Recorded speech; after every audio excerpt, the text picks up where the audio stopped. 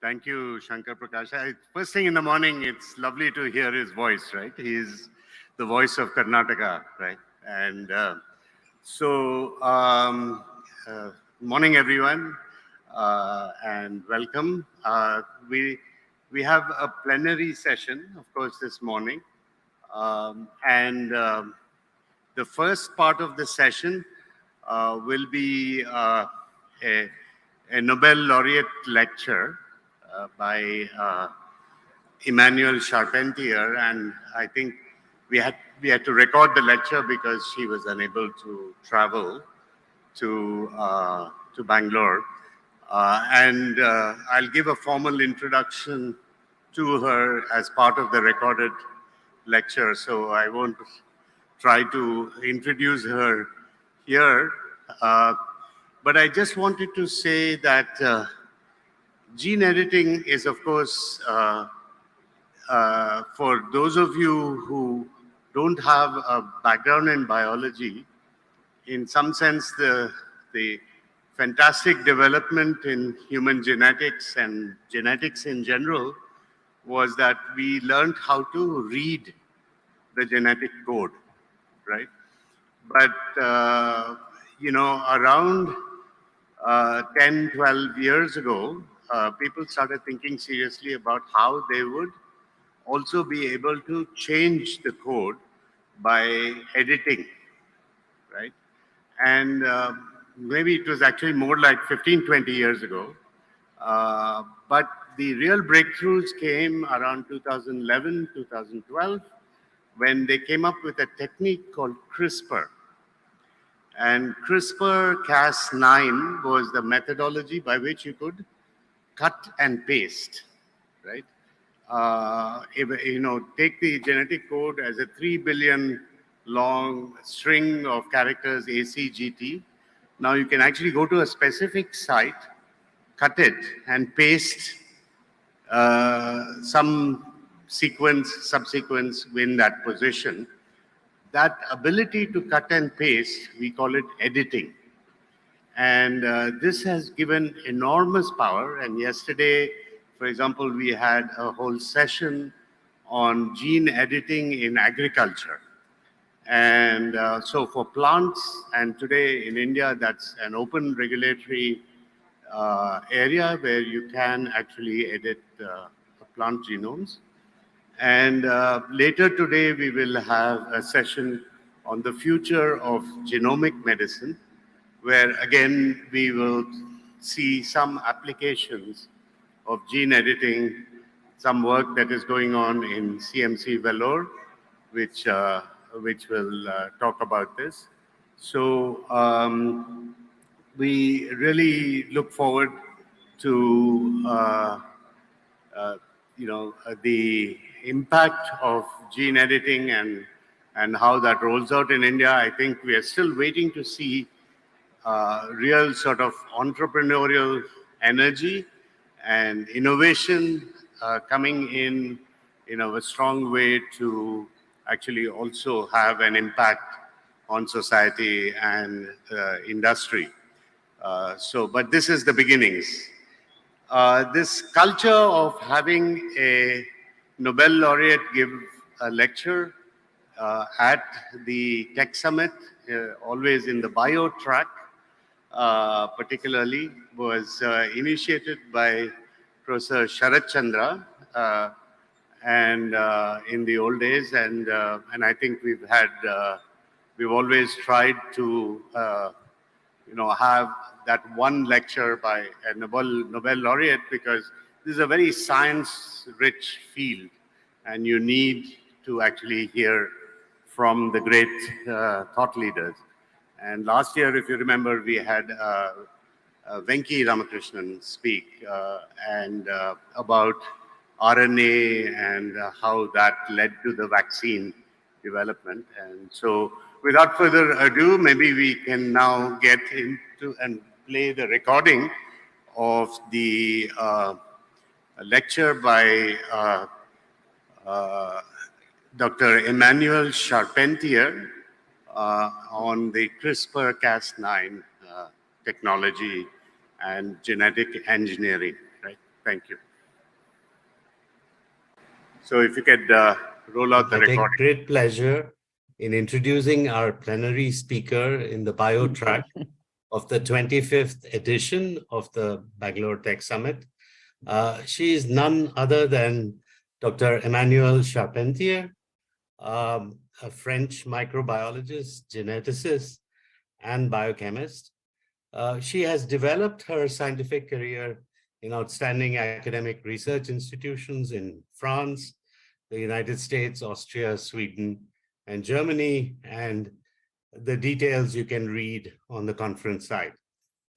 She is currently founding scientific and managing director of the Max Planck Unit for the Science of Pathogens, and honorary professor at Humboldt University in Berlin, in Germany. Dr. Charpentier has been widely recognized and awarded the Nobel Prize for Chemistry in 2020 for her groundbreaking research that laid the foundation for the revolutionary CRISPR-Cas9 genome engineering technology.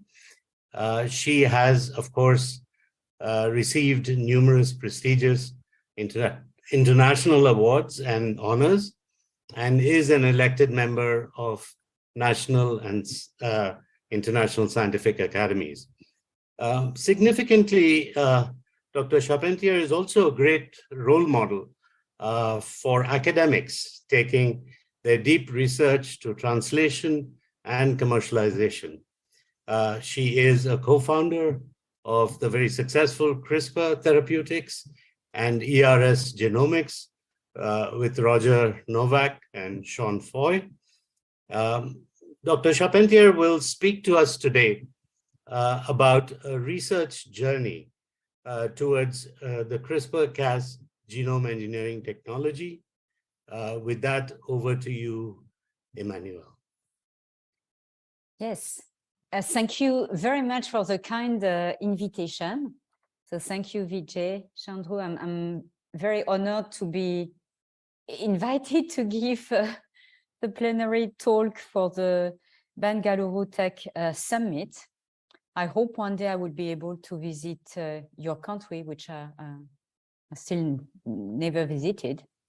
So I really hope it will happen one day. So this is these are my slides that I am starting. So it's specifically a great honor for me because I belong to the scientists who are very much aware of a little bit a switch in terms of choices that young scientists have in nowadays, and to rather leave the academic field and join the tech industry, which is great in one way, which is for sure less great for the academic field.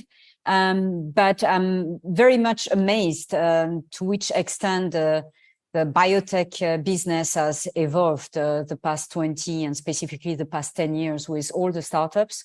And India is a wonderful example of a country that is really a leading force in all those development of tech companies, which are important to provide also jobs and opportunities to young scientists, and specifically those who really want to have a career in terms of technologies and innovation. So as Vijay mentioned, I like to always go back to the basics and to the academic research. I also think that in any case, most of the scientists in biotech and tech companies have their roots in the academic field, and that this is important to always provide an excellent training because it can only be useful for the future career of all the scientists in biotechs and pharmaceutical industries.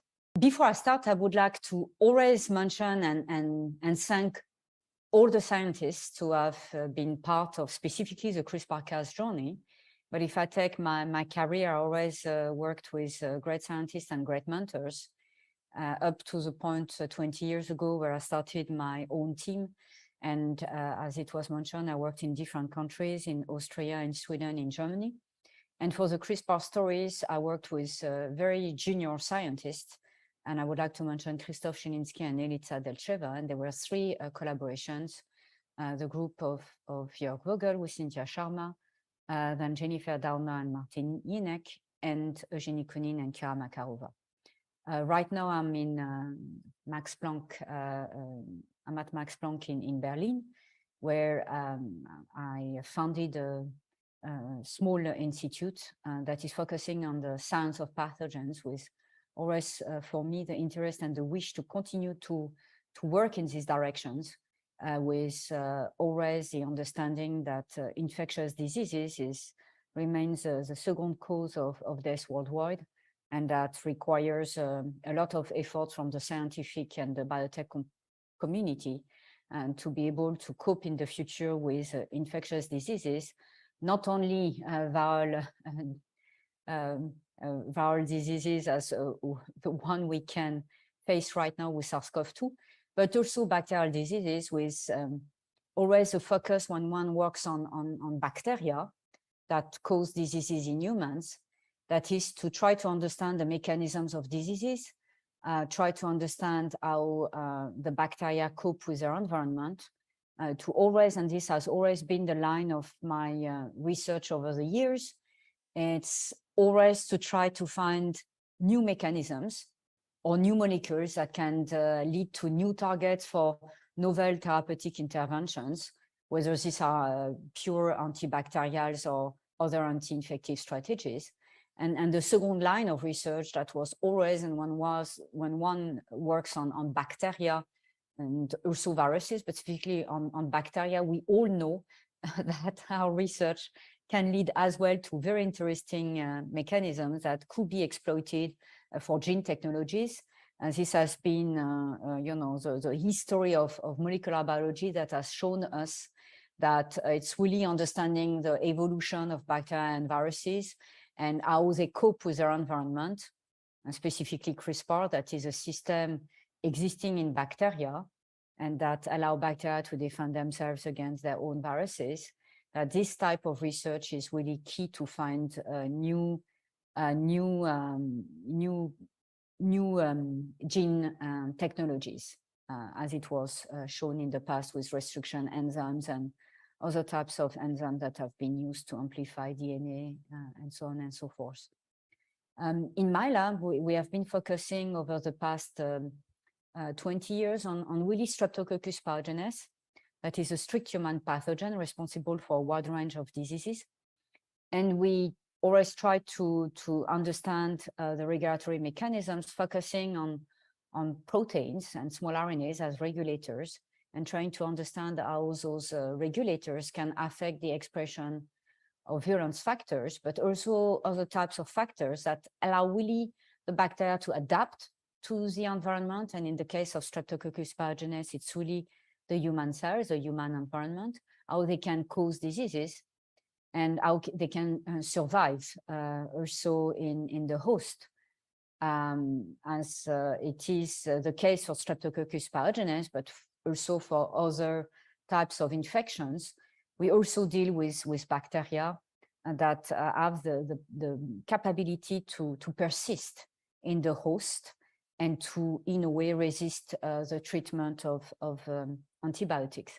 So really still always a pressing need to understand better the mechanisms existing in bacteria, to try to find new ways to cope with the increasing number of bacterial clinical isolates that become resistant to antibiotics. Even though for Streptococcus pyogenes, it's still mostly, treatable by with penicillin derivatives for those patients who are not, resistant to penicillin. Since the audience is more an Indian audience, you may know that Streptococcus pyogenes, it's also the cause of rheumatic fever, and in your country, it has a huge impact. So this pathogen is very important in your country, actually, and it's really one of the top 10 pathogens striking.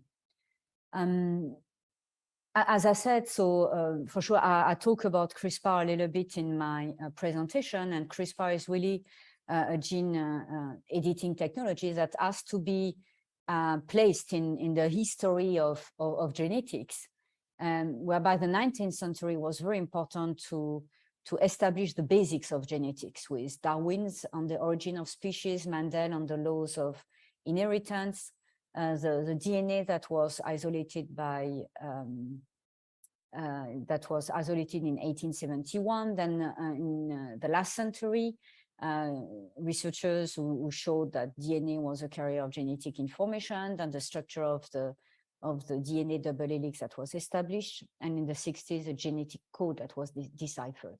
And a lot of research on bacteria and viruses that led to a lot of molecular biology tools with toolboxes that would allow to really amplify the DNA, sequence the DNA, and perform also some recombination on the DNA. So it's really the recombinant DNA technology.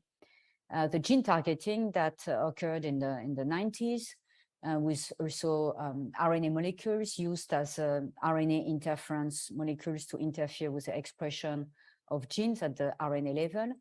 And at the beginning of 2000s, some artificial nucleases that are based on nucleases existing in nature that were engineered to perform what we call gene editing. That is actually what CRISPR-Cas can do, but CRISPR-Cas adds an additional layer of simplicity to the tools, the Zinfinger and Talon nucleases being a little bit more complex to engineer, to recognize site-specifically a certain sequence on the DNA, and being able to trigger different kinds of modifications on the DNA in a site-specific manner. So CRISPR-Cas bringing a layer of simplicity of design and also of versatility of design. The tools has been developed into different versions. And so in my lab, actually, from the side of our research, everything started with our interest in RNA, studying RNA molecules as regulatory molecules, and also protein molecules as regulatory molecules of gene expression in bacteria. And so, as you know, the RNA can be classified in different classes. So you have the messenger RNA that are the intermediate between the DNA, the carrier of the genetic code, and the proteins that are synthesized and translated from the messenger RNA. In the translational machinery, you have the transfer RNA, the ribosomal RNA, and then those regulatory RNAs that were first described in bacteria already in the 70s, 80s, and then later on in eukaryotes, where they have the name of small interfering RNAs, microRNAs, pRNAs. In bacteria, they have the name of riboswitches, small non-coding RNAs, regulatory RNAs. So they have different names, and they can act differently on gene expression. They can interact directly with the messenger RNA target, and they can activate or inhibit translation through this type of interaction, or they can also affect the stability of the messenger RNAs through the interaction. They can also interact directly with proteins and activate or sequester the proteins from their functions. And we started to work on regulatory RNAs in nearly 20 years ago, and continuing our research. And there was a link that was missing, that was really small RNAs that will interact and bind directly the DNA to affect the fate of the DNA. And this is what CRISPR brings. But in our case, the story started, we were working on some small regulatory RNAs for which we showed that there was, they had a role in the regulation of virulence factor expression. But we were interested in novel small RNAs, and we performed a bioinformatic screen that led us to an RNA, which we named ultimately tracer RNA. And this RNA was interesting. So the primary name of this RNA was spy RNA 49. we figured out that actually it was encoded by a piece of DNA that was actually located in the vicinity of a protein that was already highlighted at the time. It was in 2006, 2007, as a gene encoding a CRISPR-associated protein that contains two nuclease domains, a RUFC nuclease domains and HNH-like nuclease domain. And this protein is actually Cas9. But coming back to this tracer RNA, we're a little bit puzzled by this RNA because initially we found, or we thought that it could have a role in the expression of virulence factors in Streptococcus pyogenes. Ultimately, it could have this role, but it does not have, but it's a bit more complex to explain. But this RNA was very well expressed throughout the growth curve of Streptococcus pyogenes. When you grow the bacteria and you take different samples and at different time points during the growth, and you look at the expression of this RNA, and this is what the slide on the right side shows, you see a very nice expression of these RNA molecules in 3 species, and obviously constitutively expressed during growth. And so we decided to continue to find the role of this RNA. We were going in the wrong direction, trying to find a role in the regulation of virulence factor expression. And then we decided actually to look, this was the idea that I had, since it was actually encoded in the vicinity of the CRISPR systems, so a putative CRISPR system, then to try to see whether by any chance it will not be an RNA important in CRISPR in Streptococcus pyogenes. So CRISPR, it's really a defense system, and it is to be seen in the arms race between the bacteria and their invaders. So the invaders of the bacteria are different folds. It can be viruses. It can be other types of mobile genetic elements, such as plasmids or transposons. So small elements that can, in a way, how do you say, find their way from bacteria to bacteria and insert themselves in the genome, or like, for example, the transposons, or if it is a plasmid, replicate independently and bring new genetic traits to the bacteria. In the case of Streptococcus pyogenes, when they deal with viruses that are called bacteriophages, this is the name given to the viruses infecting Streptococcus pyogenes, they can have different lifestyle. So they can either, the phages, the bacteriophages can either be lytic bacteriophages, meaning that when they infect the bacterial cell, they will ultimately lead to the death of the bacterial cell. They can also, upon invasion of the bacterial cell, enter a cycle whereby their genome will be integrated into the genome of the bacterial cell. And so the bacterial cell ends up having in its genome the genome of the bacteriophage. And in the case of Streptococcus pyogenes, those genomes are actually composed of one very important virulence gene that can contribute to the diversity of the virulent capacity of the bacteria to cause diseases in humans. And Streptococcus pyogenes, like a lot of bacteria, have actually evolved different types of mechanisms to defend themselves against this invasion of phages. So you have the so-called innate immune defenses, such as the restriction modification enzymes or other types of mechanism. And you have the adaptive system that is CRISPR-Cas. CRISPR-Cas is not existing in all bacterial cells. It's only existing in maybe 50 or 60% of bacterial cells. So it's an accessory immune defense system. But in a nutshell, this CRISPR system is composed, so it's encoded in the genome of the bacterial cell. And it's composed of a series of genes that are organized as operons and that are coding for CRISPR-associated proteins.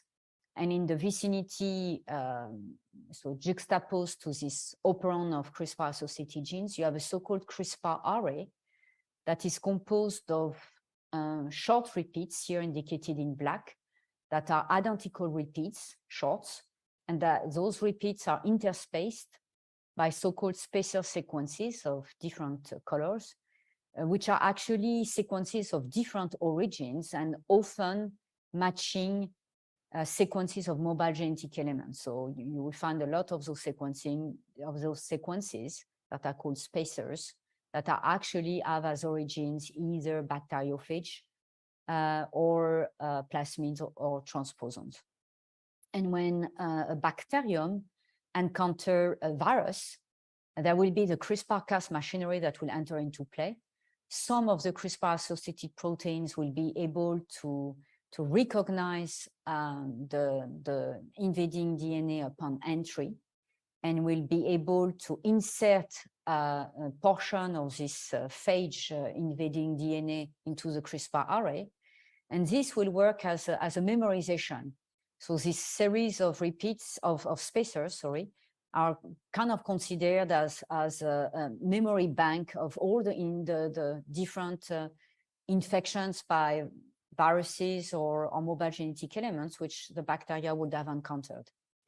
And then there will be a phase of transcription whereby these spacers, so these memorized mobile genetic elements will be transcribed. And then as an RNA molecule that is will undergo a processing to lead to individual RNA molecules with a certain mark of the invading genomes which they have encountered. And then each CRISPR RNA that can in a way recognize a certain mobile genetic element will associate to a complex of CRISPR associated proteins. And upon a second invasion with the same phage, this short CRISPR RNAs will work in a way as a GPS system, will be able to recognize the invading genome and bring the CRISPR-associated proteins to this invading genome, and the CRISPR-associated proteins will then cleave the invading genome. So this is a way for the bacteria to, in a way, cleave the viral DNA, which means after in the CRISPR cycle that the viral DNA, once cleaved, will not be able to replicate, and the viral particles will not be able to how do you say, to be put in place, and will not be able to spread, and this will be the dead end for the viruses. So it's the way it works, and this capacity to recognize site-specifically the viral DNA and cleave it, and the idea for the system that we had in Streptococcus pyogenes was to find out the mechanism and to exploit it as a gene editing technology. And this is what we did. We, in the lab, we used a very thorough genetic and biochemical approach to try to find out the players of this specific CRISPR-Cas system that we had in Streptococcus pyogenes, find out the players, the components that are important for the machinery to work, and then find out really how it works, how it can recognize the DNA of the virus, and how the machinery can, finds its own structure in a way, can find itself in the right conformation with the important components and the sufficient components to really recognize the invading DNA and cleave it. And this is what we found in nature, is that Streptococcus pyogenes has a unique capacity to use one enzyme that is called Cas9 that can be guided to the DNA to be cleaved by a duplex of RNA molecules, the CRISPR RNA that has the capability to base pair with this tracer RNA molecule, which initially we had identified in S. pyogenes, and for which we were trying to find out the function. So now we had the function. And this is really this duplex of RNA, tracer RNA, CRISPR RNA that allows Cas9 to find the right site of the DNA, of the viral DNA to be cleaved. and will find its right conformation to then expose in the right manner two nuclease domains of the Cas9 enzyme that will cleave each strand of the viral DNA. And the idea was for sure to use it as a gene technology and to simplify the system whereby this duplex of RNA will be linked together with a linker and leading to a single guide RNA that will be easier to design for the users, even though for certain applications, the users still use also the duplex of RNAs that is for sure originating from the mechanisms which we found in nature. The idea for sure also of this technology was that, and it was working so well in the test tube, just the three components together, so tracer RNA, CRISPR RNA, and Cas9 cleaving the DNA, that you know, the idea was for sure to make it available to the scientific community, and that you know, would then be able to use it for different types of applications. And this is where a number of scientists in the academic field, but also genome engineering specialists, and also later on, but very fast, also taken up by the biotech companies and the pharma companies to use the technology quite heavily in research and development, and to also very fast use the CRISPR-Cas technology and combine it with other types of gene editing technologies or genome engineering technologies that were existing prior to CRISPR-Cas9 to come up with different versions of CRISPR-Cas. And in a nutshell, already this basic system that I explained you was actually working very, very fast and very efficiently. And this is what has been shown by scientists who published very fast after the group of Jennifer Doudna and my group published this article in Science in 2012 that was based on our initial work in the lab in Nature that led to an article in Nature in 2011. Very fast, in beginning 2013, you could already see some articles showing that the technology was working very well to perform gene editing in human cells, in organoids, in mice, in fishes, in Drosophila, and also in plants. So in the different organisms where, you know, for sure, you know, let's say very clean, precise genetics and easier genetics is always welcome by the users and the biologists, and where for sure CRISPR really made a difference. So having said this, it's also according to recipes that have to be always custom designed based on the type of cells or the type of organism or organoids that you know, that is meant to be modified at the genetic level. So the principal basic mechanisms works well, but for sure, depending on the type of cells or the genes to be studied and cleaved, there is always you know, a need to, in a way, custom design the protocols or the recipe. I'm trying to go to the next slide. What is really interesting with this CRISPR system is really the evolution. So the technology is mainly based on one of the systems existing, but even though if you look at the CRISPR-Cas9 system of Streptococcus pyogenes, and if you try to see other types of CRISPR-Cas9 systems in other bacterial species other than Streptococcus pyogenes, you find a large diversity of organization of the genes in the operon of the CRISPR-Cas9, and also in the nature of the CRISPR repeat, and therefore also in the nature of the sequence of the tracer RNA molecule. So to make a long story short, very early on with my student Christoph Schinsky, we really looked at the evolution of the CRISPR-Cas9 system in different bacterial species. So we could find it in more than 600 bacterial strains at the time, and that were covering 350 bacterial species. The large diversity of sequences, even for the Cas9 enzyme, a large diversity of sequences with really a conservation at the level of the 2 nuclease domains and arginine-rich motif. So a very large evolution, yet the system works the same way.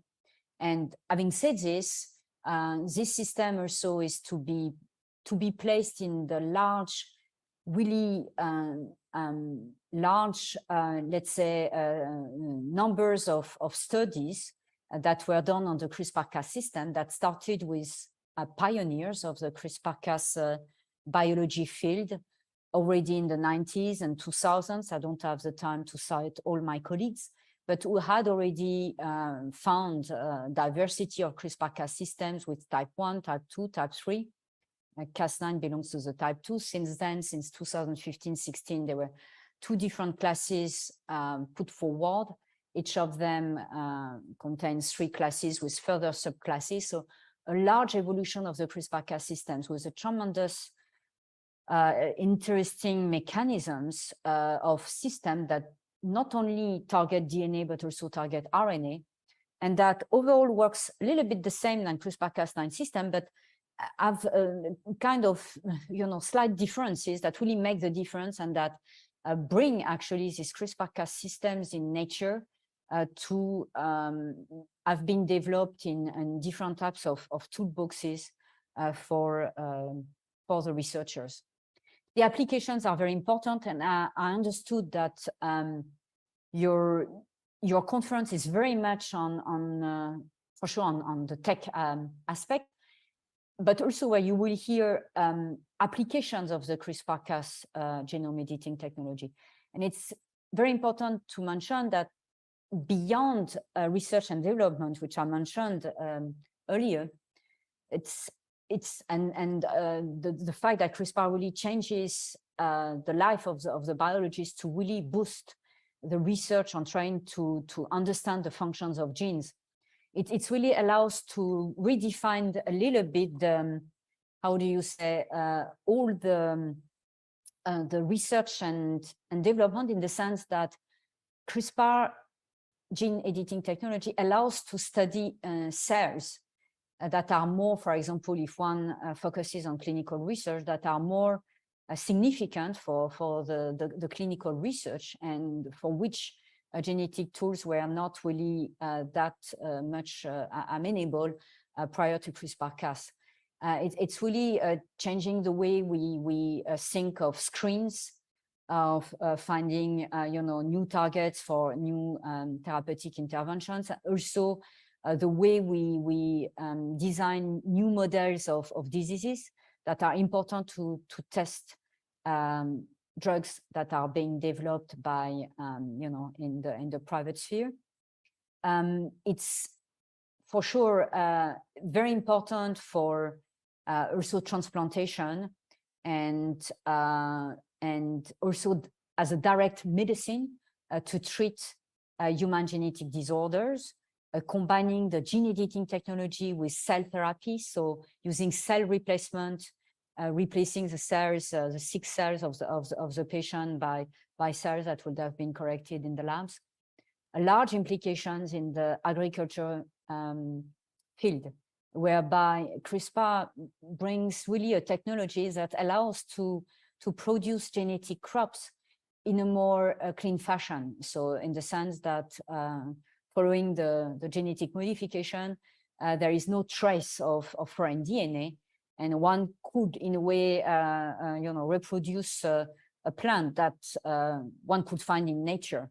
So it's really about really producing and having the means to produce more clean cells and organisms, and to be able to verify that indeed also the gene modification has been done correctly. There are lots of research going on still in pathogens. because we know that, or in bacteria in general, in microorganisms in general, also in archaea and viruses, because we know that it's a large source of new mechanisms to be exploited further to find new gene editing technologies. And just because I take the opportunity of my lab focusing still now on Streptococcus pyogenes, continuing to work in this direction, also because, let's say, macrobiology is a bit forgotten in nowadays, and it is really urgent to bring, new task force in this area to be able to have the right technologies, means, and therapeutics for the future to deal with the upcoming infections the next generation will have to deal with. I would like to thank you for your attention and hope that you will enjoy the conference. And I hope one day to be present, to be able to hear all the great research that is presented at the Tech Summit. Thank you very much. Thank you so much, Dr. Emmanuel Charpentier, for speaking to us today, and also for really taking us through the research journey that, as you described in your title, that really has created this breakthrough system, which is starting to have such enormous applications. So thank you again. Thank you. And we would be very happy to host you in Bangalore and in India. Thank you very much. You are able to visit, right? So yes. Thank you. Thank you very much.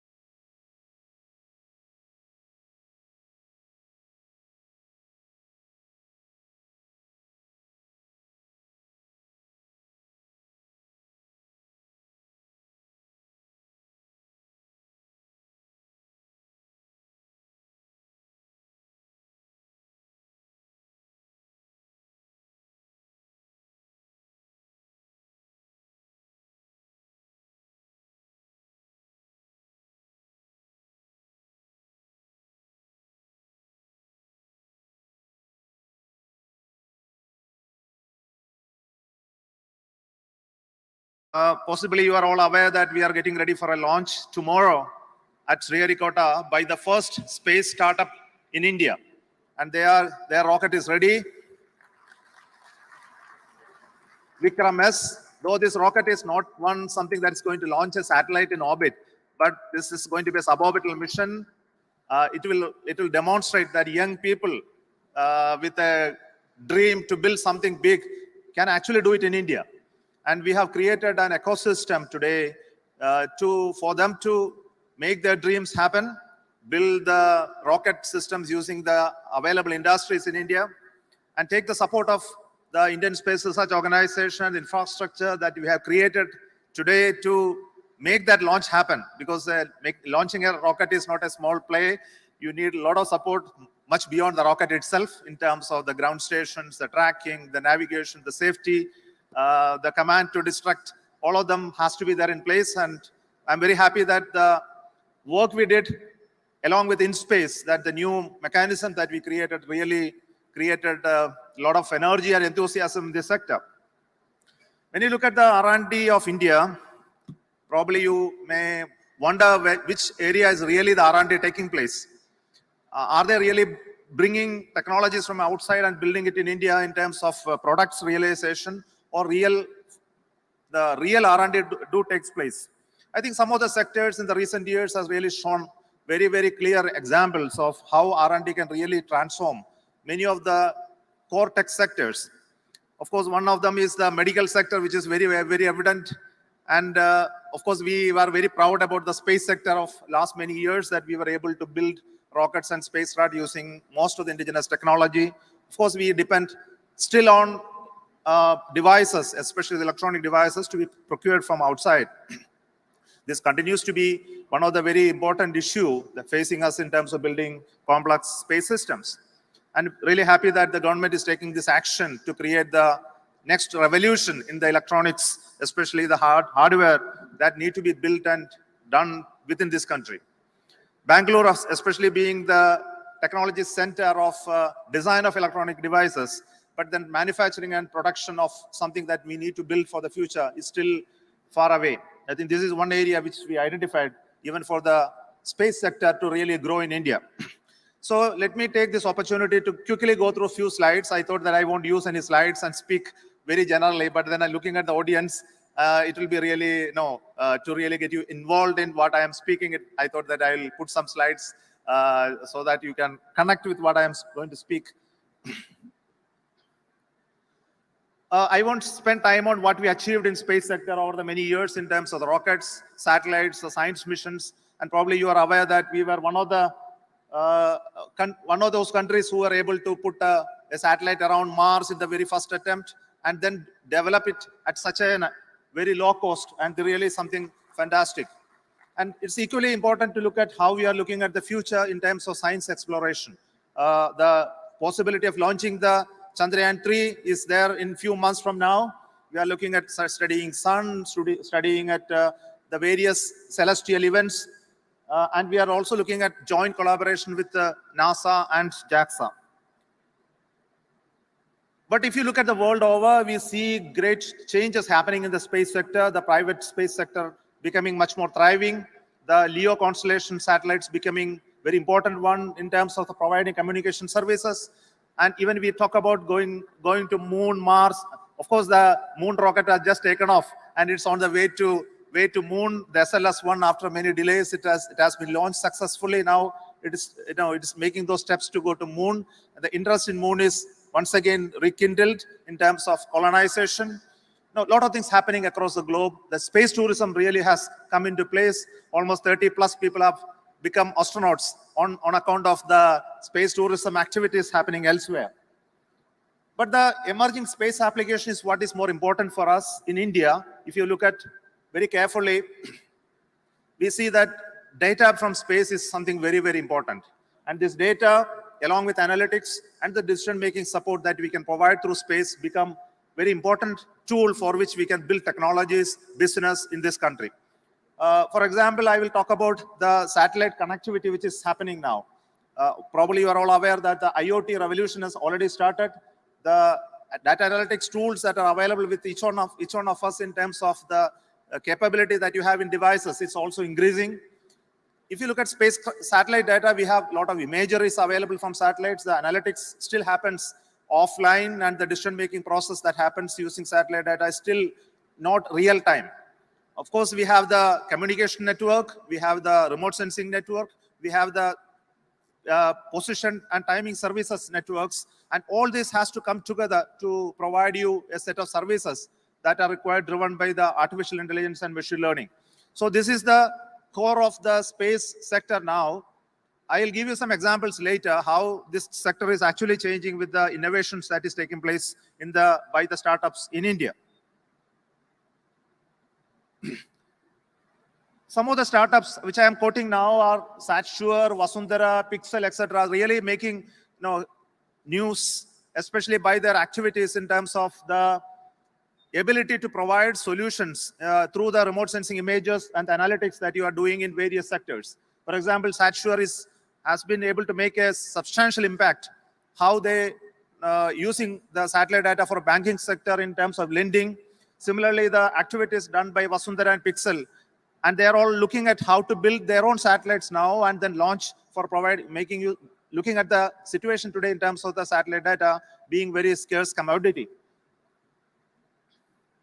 We know that today the fusion is taking place in Earth observation, communication, and positioning and timing and services.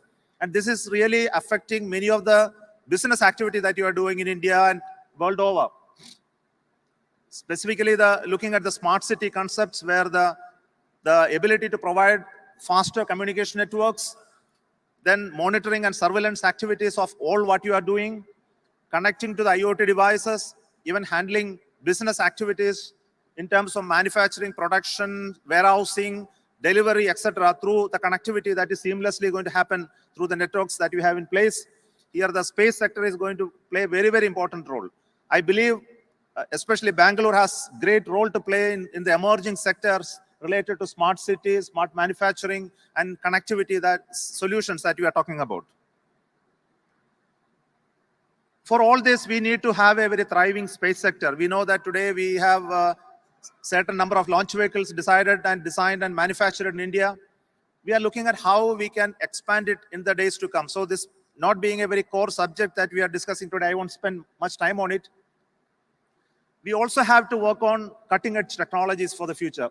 Possibly you are aware, scramjet technology is one important area where we need to have this technology mastered in very short period of time, and we are working for it. This is another core area where many of those core engineering industries can invest on, and we are currently in discussion with many of them. Yet another technology is the bringing back the rocket back from space, reusability.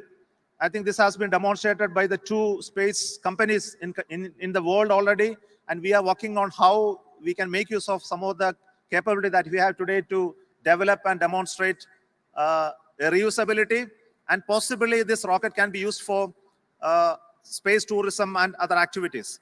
Of course, that being a very business discussion currently going on, I am not showing all those drawings and sketches, which will be definitely interesting to you if I have shown it.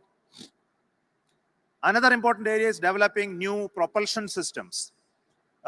Recently, we have tested one engine made by one of the startups in India, Agnikul Cosmos.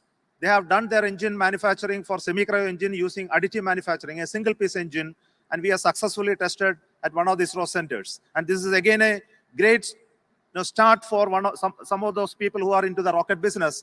And we are also doing in ISRO developing huge engines, especially into the green and reusable propulsion technologies like LOX and methane. Green propulsion technology is definitely something very attractive. Possibly you know that the propulsion we use today are more carcinogenic, and they are also having impact on environment, especially the type of solid propellants that we use. It's important that we move from propulsion which are more green in nature. There is a continuous effort to generate and create green propulsion technologies.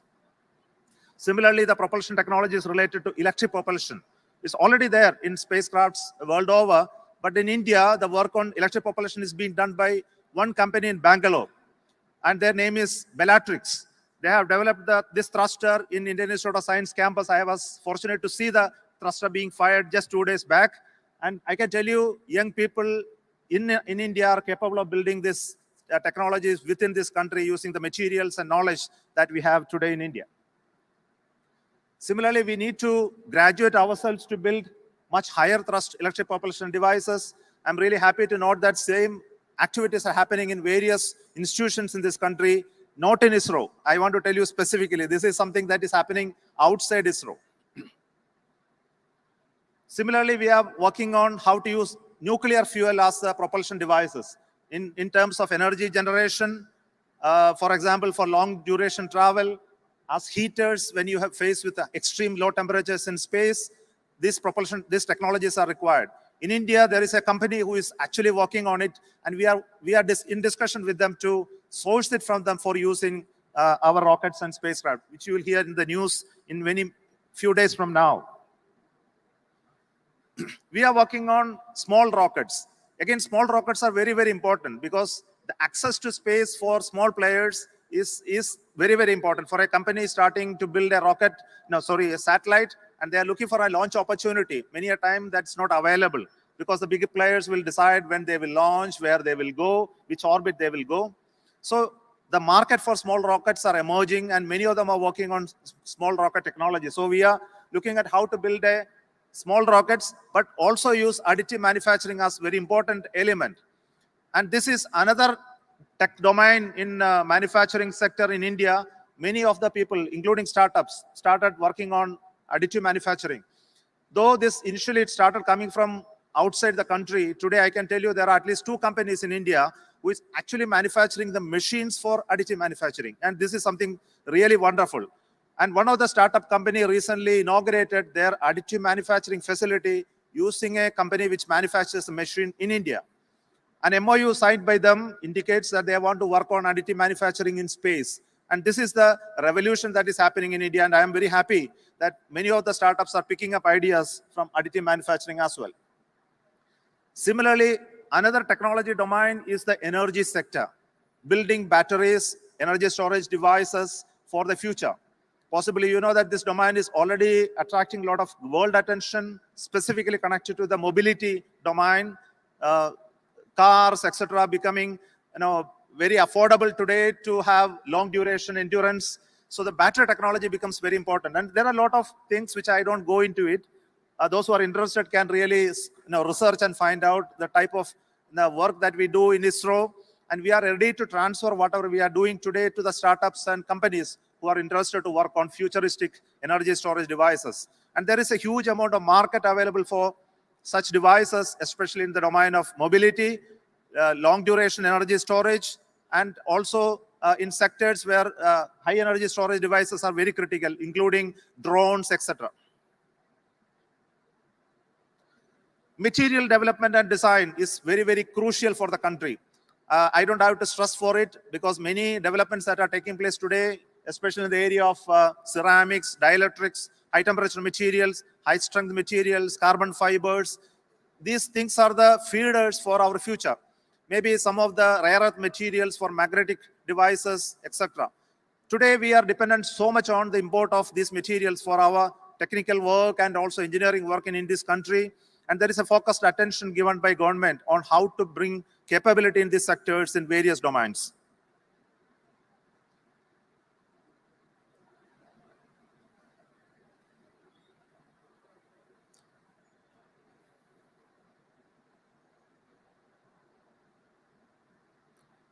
Because it has stopped going. I think the time is up, maybe. It has.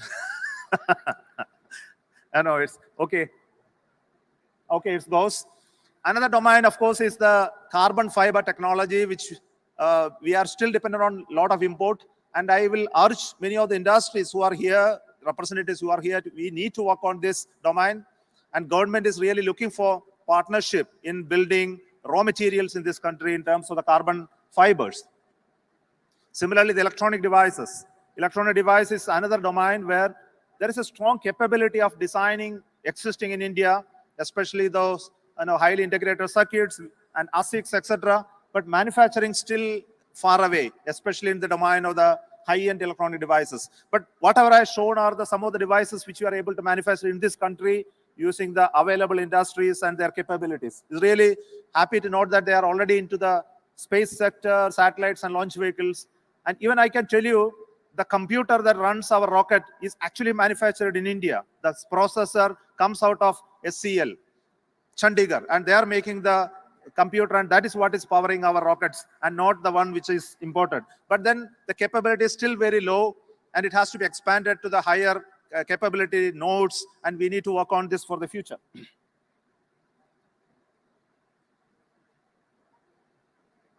Robotics, of course, robotics definitely is an important sector.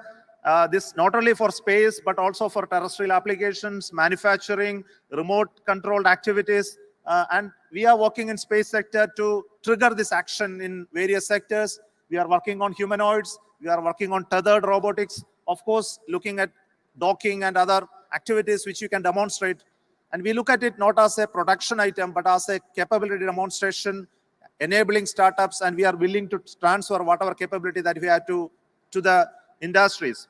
Probably you are aware that the space debris is a very major point, and we are looking at how we can bring back many of the defense satellites, deorbit them using these technologies, sometimes use them for refueling, repurpose those satellites. All those activities are possible once you develop this robotic technology. So this is some high priority item within our activities today. I will skip some of the topics such as quantum technologies, and because this domain is emerging still, and we are working on this quantum technologies specifically for domains where we need to have encryption, and we are looking at how we can manufacture and launch a quantum key distribution satellite for our future secured communication network.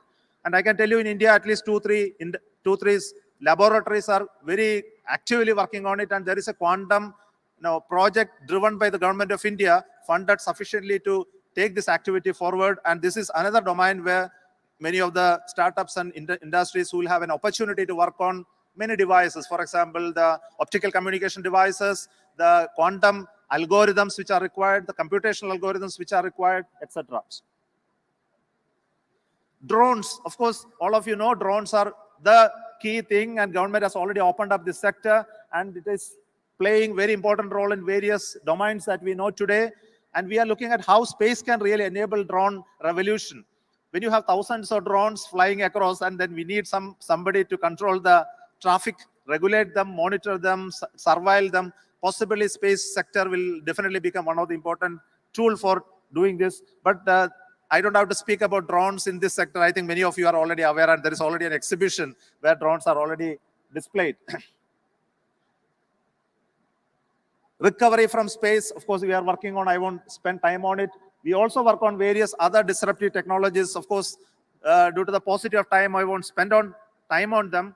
But I can only tell you that those who have interested to work in technology sectors in various domains, including materials, manufacturing, research and development in space sector, we are going to announce an opportunity for you to come and bid for it.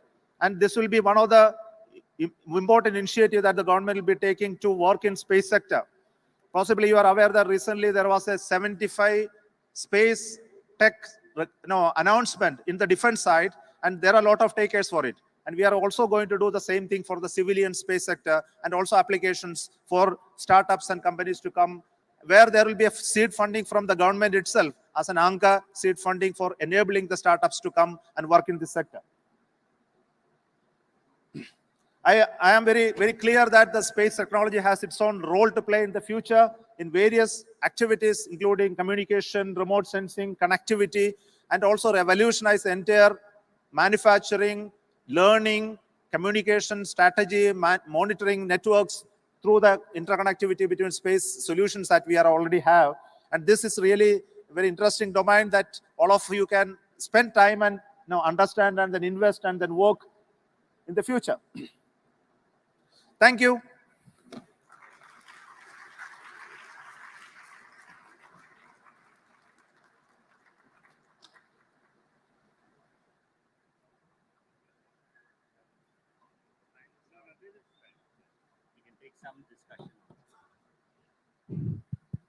Yeah, so, well, first of all, I think that applause was not enough.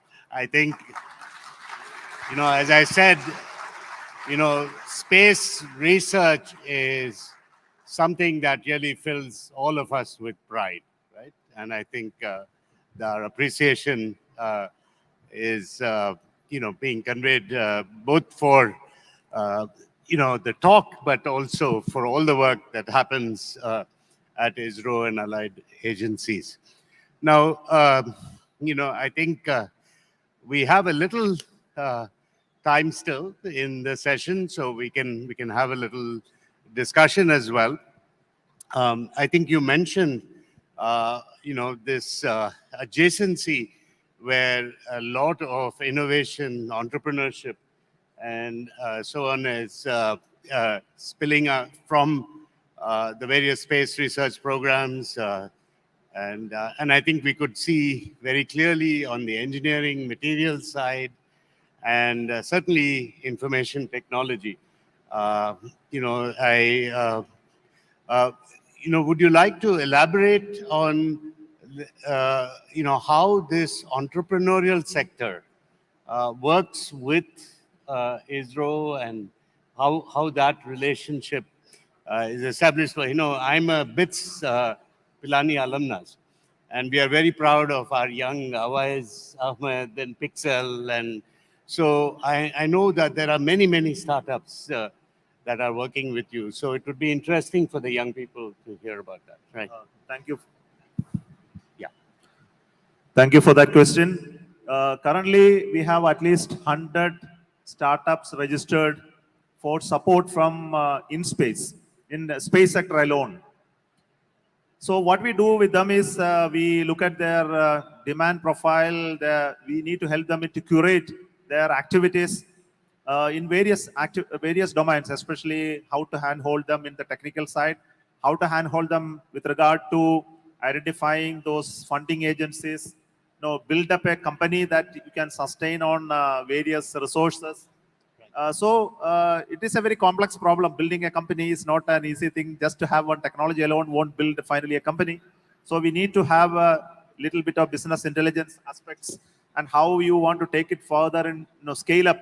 At what time that you need to scale up when the maturity of the technology happens, and how to bring in talents into the company. All these are really challenges that a startup company definitely faces. So what we need to do is to bring in professionals to help them. So some of the activity that we have taken up is to connect with the people who have an ability to help them to curate their business verticals. And we have done this activity in looking at some of the people who are already there in the domain. And ISRO and InSpace has done this connection with those people, and also to give them the training related to the financial intelligence what are required to run such companies. We also have MOUs with such organizations who do the financial structuring of such companies.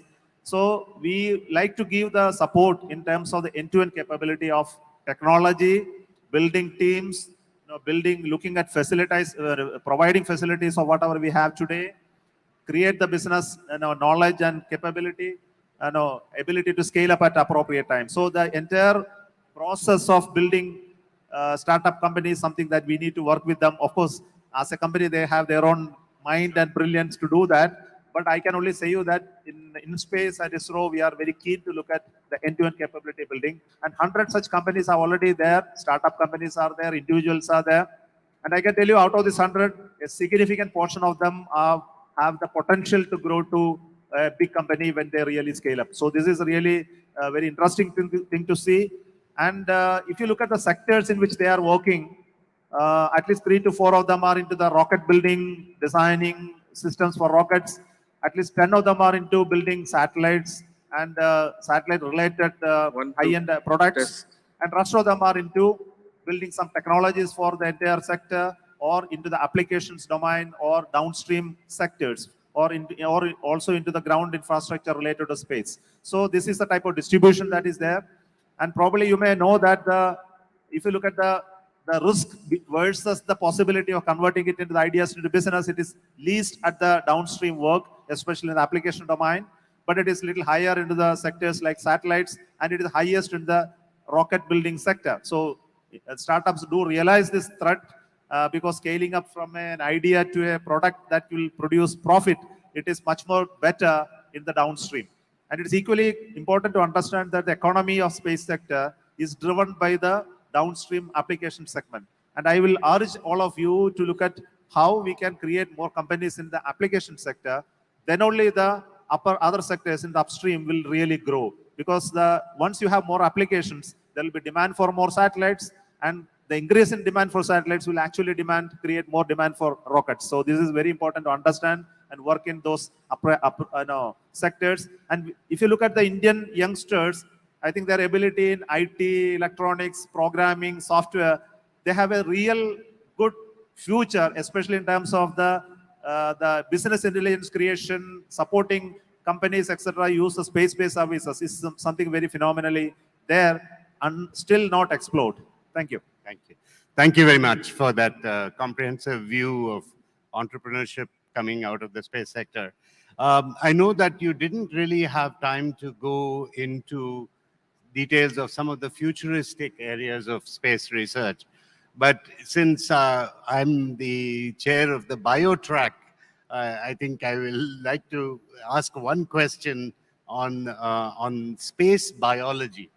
And, is ISRO actually looking at this? Because we know that we can find, with, Jet Propulsion Labs and Caltech have already, started doing some interesting analysis of microbials that you can trap in space sky labs and so on. Is this a direction that I think the Indian Institute of Science has been talking to you about this? So yeah, please. So in the space biology sector, there are at least 2 laboratories in ISRO currently working. One of them is a physical research laboratory at Ahmedabad. They have scientists working in the formation of molecules, complex molecules, by the process of high impact shock or asteroid impact, such a phenomena, whether it actually triggered formation of complex molecules which have an ability to reproduce. This is one area domain of research which is currently going on. And they have created the laboratory setup to do this study. And they have also successfully created randomly configured biomolecules to become orderly structures through the impact of the shock. And this is a very important research outcome came out of them. Similarly, we are also looking at the astrobiology in terms of sampling of the atmosphere and studying the presence of biological molecules of complex nature coming out of the space through the traveling through the space and still surviving. These studies are also done. Considering the work we are doing in the human space flight area, the bioastronautics becomes very, very important area. Looking at the microbial growth in space vehicles, how you deal with the human beings when you go for long duration space travel, etc. We are trying to develop those capabilities in India through tying up with the laboratories that are already working in, for example, Indian Institute of Science. So thank you very much. I think we are approaching the time for the switch over to the next session. So, like to thank you again for taking the time and coming and addressing the Tech Summit, and for, the very, very interesting new directions. And we wish ISRO and the space program absolutely great success going forward. And so thank you, sir, for being here. Thank you. Thank you so much. Right. Thank you. Before we leave, I would request Vijay Chandru sir to kindly give a memento to the ISRO chairman. Ladies and gentlemen, your round of applause for this all-important session. Yeah, and thank you very much for taking time off and being here.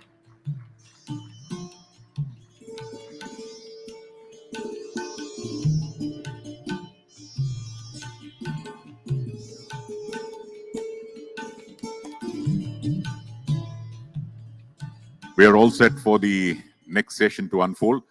Still, friends at the back can occupy the seats in the front, and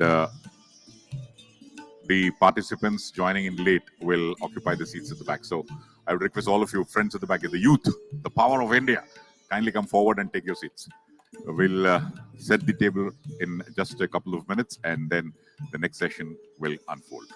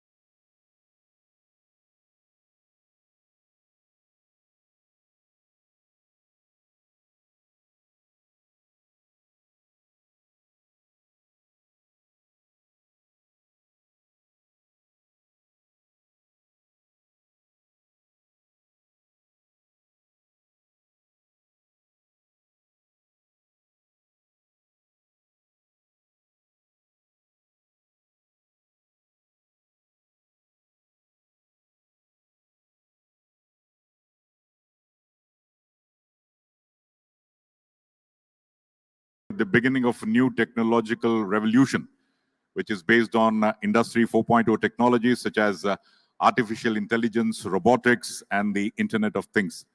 In addition, the impact and the response to the COVID-19 pandemic have accelerated the dissemination of many enabling technologies. And the whole world knows that India has been a forerunner in using technologies based on Aadhaar for direct benefit transfer enabled UPI.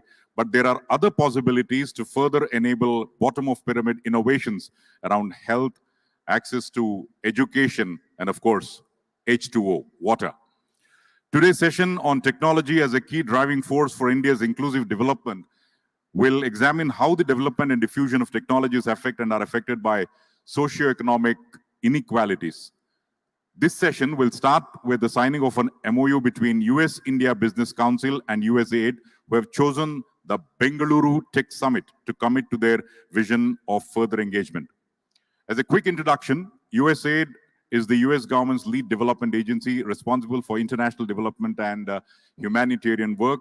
USAID focuses on accelerating inclusive and enterprise-driven development while enhancing India's global leadership. Together, there is support for clean energy, combating climate challenges, improve health systems and outcomes, and encourage inclusive economic growth and bolster the COVID-19 response and recovery with a focus on reaching the marginalized and vulnerable populations. On the other hand, US Chamber of Commerce, US-India Business Council, US IBC was formed way back in 1975 at the request of the US and Indian governments, and the US IBC represents top global companies operating across the United States of America and India. It serves as the premier voice of industry, creating connections between businesses and governments in both countries to increase bilateral trade and investment. Ladies and gentlemen, the Council works with members to identify, advance, and advocate for key policy priorities that strengthen the US-India strategic partnership and enhance the two countries' commercial relationship. At this juncture, it's indeed my privilege and pleasure to request Ambika Sharma, Managing Director, US-India Business Council, and Veena Reddy, Mission Director, USAID, to be on stage to sign the document.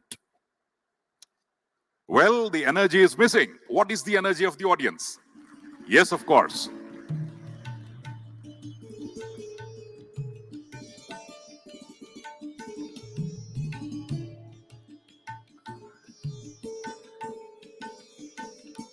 After the document is signed, we request both of you to kindly come forward with the document for a photo.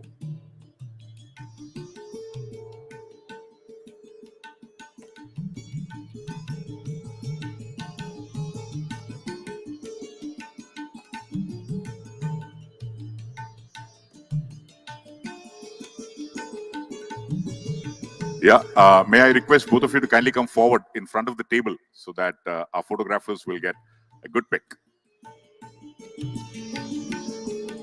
Those of you who forgot to clap earlier can do that now. Yeah.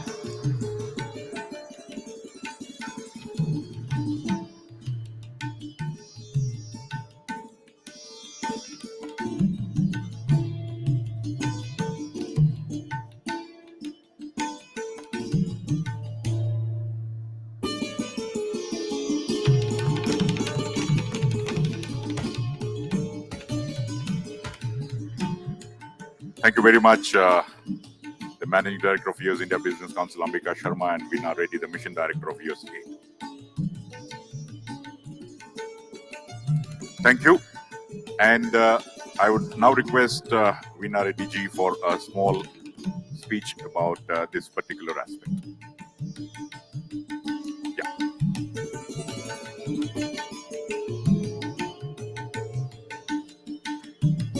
Hello. Whoop. Thank you. Hello. Can you hear? Okay. Thank you for that introduction. Thank you very much to Ms. Sharma and USIBC for hosting us here on the Bengaluru Tech Summit and all the distinguished guests who've come from far and near. The US government works hand in hand with India's vibrant private sector, and my agency, the US Agency for International Development, is no different. We believe that private enterprise can lift lives, strengthen communities, and accelerate sustainable development.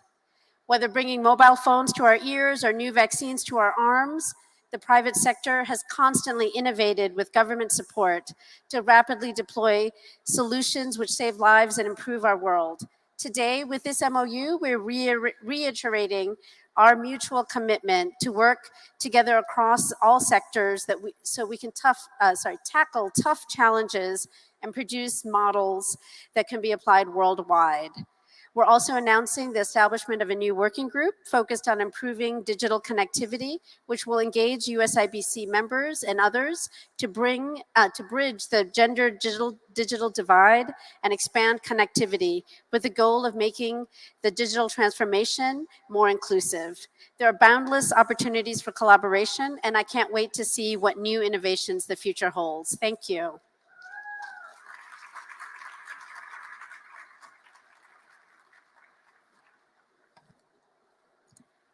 Thank you very much. I would now request Ambika Sharma to say a few words. Yeah.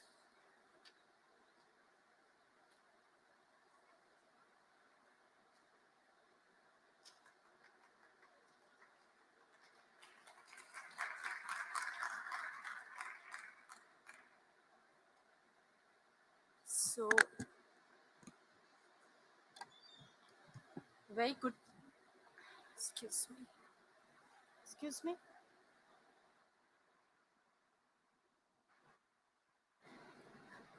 Good morning. Good morning, all. It's my real proud privilege to be speaking from this great platform, which we are witnessing since yesterday with a lot of productive action and activities.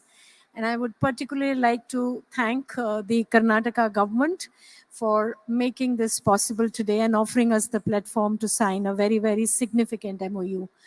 I'm also really thankful for Veena Reddy to be personally present over here and use this, one of the best platforms to sign an MOU for the future. Veena has already identified the broad objectives of the MOU, but I may just like to supplement by saying that while it's my very personal and professional pleasure to sign this momentous MOU with the USAID, which we were very passionately trying to organize, because we see that there is so much scope for the private sector to get engaged in the PPP and the various models of operations which USIBC and USAID can identify. And Bengaluru Technology, this summit is symbolically the appropriate place to sign this MOU. We are really proud to be here. Veena has already talked about, and in the introductions, there was a mention about the US-India Business Council, which is a part of the US Chamber, that we constitute the leading corporations in the startups from India and the United States. We stand as the voice of the industry, and it is our mission to create the climate of collaboration between industry, academia, and government. Under this MOU, while we heard about the task force on the digital technology and how we can bring on board industry and academia and the professionals together, we know that the skills of today will not suffice for the jobs of the future. So via this MOU, we would also intend to support training and education and prepares individuals to utilize and innovate technologies and meet employment demands in the areas of emerging importance and strategic focus. Without any repeat, I would again like to emphasize that today's MOU will lay a foundation for the future by connecting the oldest industry body of the United States in the India-US corridor with amongst the most important development bodies in the world, which is USAID. So really thank you for making this possible. And I would also like to acknowledge the role played by the two teams to make that this happens at this fantastic platform. And with that, we wish you all the best for the remaining two sessions. Thank you so much.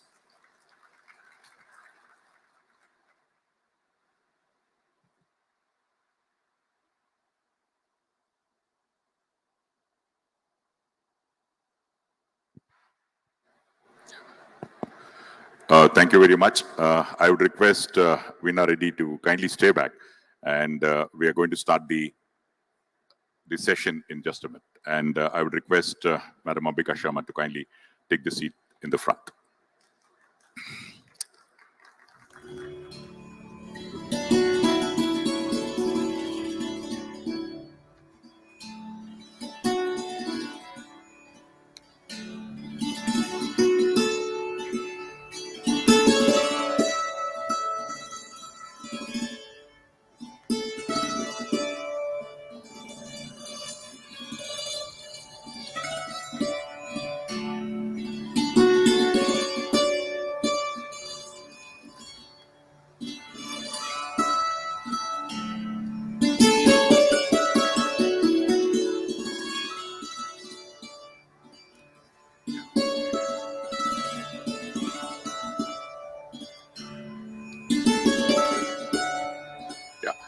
And it's now my pleasure to request the moderator for the session, Mr. Toby Simon, founder and president of Synergia Foundation, to kindly come over. We already have Veena Reddy, the mission director, here. I would request Geeta Gurnani, CTO and technical sales leader of IBM India, to kindly come over. Mr. Sudhir Rao, managing partner of Celesta Capital. And of course, Gopal Madhushi, senior vice president and South Asia business leader, Veolia Water Technologies and Solutions, to kindly come over. Ladies and gentlemen, your round of applause for this panel. And in the interest of time, I would straight away request Toby Simon, the founder and president of Synergia Foundation, to take us through this session. It's over to you, sir. Thank you. Good morning, everybody. We have now exactly about less than 40 minutes for this session. So I have requested all the speakers to make an initial remark for about 4 to 5 minutes. We will cap it with some questions, and then we will pass it on to the audience for further any further questions. So the topic today is technology as a key driving force, and I am sure that there is no doubt in the minds of most of us who sit here that technology is indeed the driving force, as we have seen in the realm of agriculture, banking, which has provided both growth and inclusiveness. But why do we have such a session in a technology meet like this? And I would just like to open by setting out a context with 4 or 5 quick points. One, technology has enabled innovation and is a major spur to productivity growth. Yet there is a paradox. The paradox is productivity growth has slowed as digital economies have boomed. Number 2, among advanced economies over the last 15 years or so, it has averaged less than half the pace of the previous 15 years, where we had less of a digital economy. Third, the new technologies have a tendency to produce take-it-all winners. There is nothing left for those who are in the fringe. Number 4, and finally, dominant firms have acquired more power. Market structures have become less competitive, and business dynamism has declined. While this is the caveat, then the discussion today, we have 4 experts who will sort of test this premise that I have shared and speak about their experience on how technology is providing them both a platform for growth and inclusion. Let me first invite Veena Reddy to share her few thoughts on how USAID as an organization is providing this platform for inclusive growth. That is what is the reason for aid organization, and I'm sure she has some good insights to share. Thank you so much, Toby. Great introduction. And I think I've already been introduced, but I'm the director of USAID, working from the part of the US government in India. And I've been working in the development sector with USAID for 18 years now. In India, USAID has been here over 60 years, and technology and innovation has been at the heart of the partnership story between the US and India, whether it was helping to start the first IIT, or well, one of the first IITs in Kanpur, or fueling the Green Revolution. India and US and technology have all been hand in hand. So this is really, the discussion today is really a continuation of that emphasis, of that importance of innovation, technology, and digital tools are the next iteration. And I think that really we're here to talk about inclusion. USAID was formed with the noble goal of alleviating global poverty. And but in order to do that, we need to take an approach that honors and really elevates inclusion. And at USAID and throughout the government of the US, we are looking at both internally, how we can be more inclusive. We have a presidential order which looks at including diversity, equity, inclusion, and accessibility throughout our work, throughout our operations and our work. And at USAID, we take a kind of three-pronged look at this issue externally. First, we want to do no harm. We also want to leave no one behind. And we want, when we look at a population that we think are underserved, we want to do nothing for them or with, about them, without them. We want to include those populations in the decision-making process and the implementation and the evaluation. And we also, I want to emphasize that this is, it's not just about creating a more just world. It is it's a better world. World Bank, others have estimated that we lose trillions of dollars in global GDP because of gender gaps, of lack of gender inclusion. So imagine if we were more inclusive, how much better we would all be, not just for gender, but looking at LGBTQ, looking at social stigmas. All of these things can create a more prosperous world for all of us. So literally, we could all be richer if we were more inclusive. And we see technology as a tool. It's not an end in itself, and it can be used. There are dangers such as increased domestic violence, for example, and other, security issues that can come out of too much reliance on technology, but it has an enormous potential to bridge this gap and to reduce inequality around the world, which we've seen only increase after the experiences of COVID-19.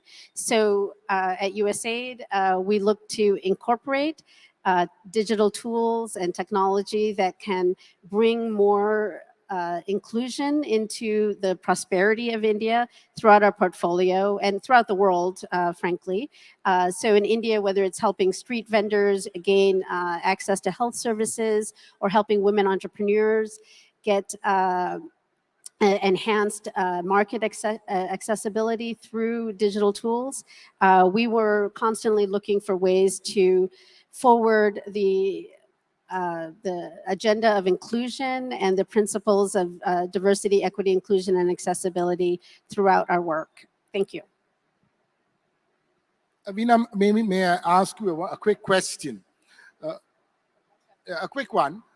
It's based on what you have said, that if digital growth has spurred innovation, and is also something that is impacting swing states like India, is there an example or a lesson we can learn from a country like the United States, where the digital divide has caused a lot of political changes there, brought in different political ideologies, which has upset governance to a large extent? Is there something that you might want to consider this as you build your narrative? That's a good question. I would say, I think what we can learn is that we need to we have the responsible use of technology. And throughout that, I think we need to give people the tools they need to understand technology, as well as to evaluate the messages they're receiving. So, yeah, thank you. Let me now pass it on to Geeta Gurnani, who is the Chief Technology Officer and lead for IBM. She is a champion of, among many other things, women's inclusiveness, which I think is a very important vector when we look at economic inclusiveness. And she has a few things to share, and I just will quickly ask her to take the lead. Sure. Can you hear me? Yeah. Hi, good morning, everyone. And I think it's our privilege to share the thoughts around the inclusive development of India. And when Toby first reached out to me, I think I was just stunned by the thought that, yeah, this is how technology is really impacting the entire India development. And I'll share a few thoughts that what are we trying to do at IBM for creating that inclusive growth for India, right? So three things I think I will like to point out. The first one is clearly around skilling and talent, because we can actually reduce more and more digital divide if we start to skill more and more people. And we are also focusing not purely on skilling, because I think one can skill people, but employability is a big thing, right? So one can skill. So we are working with government around AIs to go in the school syllabus. We are working for STEM education of the girls. But there is an effort around taking the offices near to home. And in last 2.5 years, IBM has actually opened 7 locations, which are tier 2 cities. And very fresh one being now Kochi, Bhubaneswar, and Ahmedabad, where we are taking the employability more near to the home, right? So that's the first parameter or the first pillar we are trying to work as a company. The second one, and I think that's I'm really, really passionate about, and you see all these lot of logos and so much conversation around startups, right? And around the how our software services industry is fueling the India growth completely and also contributing to the global, right? So the second thing which we are trying to do for the inclusive development of India is that, see, we are a company who produces technology, right? We have a lot of products. So we leverage a lot of talent and create a lot of employability for our partner ecosystem to first contribute in developing the products, right? The products which then actually create opportunity for two sets of customers. One, the customers who are outside of the India, and we are fully committed to this mission of government that by 2025, the software services revenue should be $300 billion. So these global SIs who leverage our products and are deploying for the global customers, right? So that's where we are contributing from growth.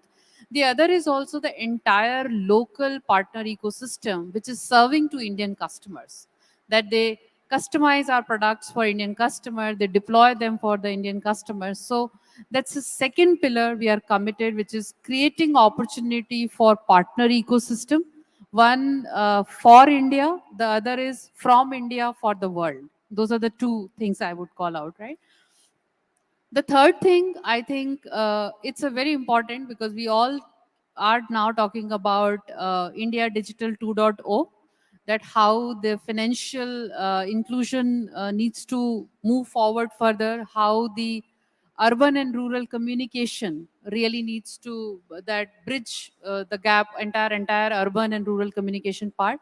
So I will just highlight two of the top things, or maybe two of the top initiatives which we did and participated in India's a way forward towards the India Digital 2.0. One is, I think most of you are aware that how SBI completely transformed and launched the UNO platform, which is to bring the digital SBI, right, to the masses. And that project was done by IBM. So we are leveraging our tech and our talent to really deploy those solutions for the customer. The second one, most of you would have heard our recent announcement with Airtel around 5G. And we all know that the kind of impact we will see in next 48 to maybe 12 months, starting 12 months up till 36 months, that how 5G is actually going to impact each and every industry, right? We call about that. So I think just summarizing my conversation, that for inclusive development, top key three themes. First is skilling and talent. Second is opportunity for ecosystem. And third is IBM's contribution to the tech ed and India Digital 2.0. Thanks, Toby. Thank you, Geeta. I would now ask Sudhir. Sudhir, you have made a statement in one of your articles which says technology is a significant contributor to productivity and progress. The prudent alchemy, you have used the word alchemy, of technology, talent, and capital can drive sustainable, meaningful, and exceptional economic outcome. perhaps you would want to build on this and share your thoughts. Thanks, Toby. Can you hear me? Hello? Yeah.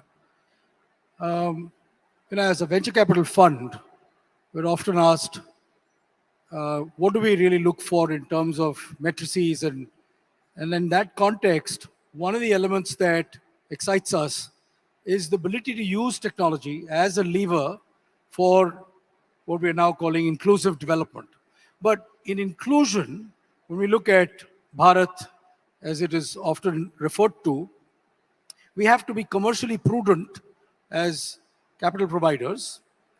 We want to do things at scale, which is again a fairly difficult dimension to achieve in a short span when you are working with early stage companies.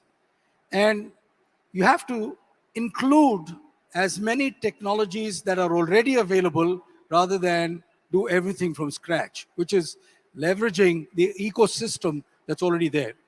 We are fortunate at this point of time that we have a lot of digital infrastructure that's come in with the help of the government of India and its investments. And we are aware of the India Stack, and there are many more. And yesterday I was in a session referring it to as digital public goods. It is leveraging the digital public goods that allows us to really think about inclusion. Let me give some examples. We went into the dairy business to look at technology for dairy. And dairy, by the way, is literally every farmer in our country pours whatever is excess milk beyond what they can consume at home into a pot, which then moves into the system and comes to us in sachets every morning. And this happens every village. We need it in urban India, and then we ship cash. So it's a very simple transaction. It's been on for 70 years. But let's pause and understand, what is the quality of that milk? What is the nutrition that that cow has got? What is the state of that farm? What is the state of the farmer? And we've, through this company called Stellabs, actually now are in over 40,000 points of presence with IoT devices connected on the cloud on a network. We can actually measure the quality of milk that each farmer pours twice a day. So much so that we now measure the quality and price the milk based on the quality of the milk for over 250 partners in the country. And we do over 10% of India's milk on a single platform. Now, this is almost like a parallel telecom network that's working. It has to work in villages which sometimes or often don't have power. So we have to think about the entire infrastructure that is to be added or supplemented. Inclusive development is inclusive tech stack. How do you make it commercially prudent then? Can the farmer really afford it? Do you really believe that the productivity, to your point, Toby, does it really change? And I'm glad to inform that in over 1,200 villages more recently, we actually now provide market linkages ourselves to the farmers in model villages that we're building. These farms are now increasing income almost 3x, 4x in less than 3 years. So while the mission of the government is to double farm income, we're actually witness to phenomenal productivity that's coming through, because we can actually now have wearables for the animals. We run facial algorithms so we can insure these animals. We can actually finance this cattle, and we have a marketplace. We embed financing. So you're bringing in a host of various technologies to a specific purpose in order to transform what is a daily consumption. If I look at Swamitva, which is a large government initiative in rural India to map villages and land holdings, a company that we backed called Idea Forge 5 years ago, India's leading drone company, won the order on a single vendor basis because the requirements of that tender were very specific. In order to be able to actually map land parcels with these drones would be sub 2 kilo class with a certain endurance that they needed. We now have deployed more than 200 drones along with the Survey of India. And I'm glad to tell you that we've mapped over 35% of the villages that were intended. Over 200,000 villages were asked for.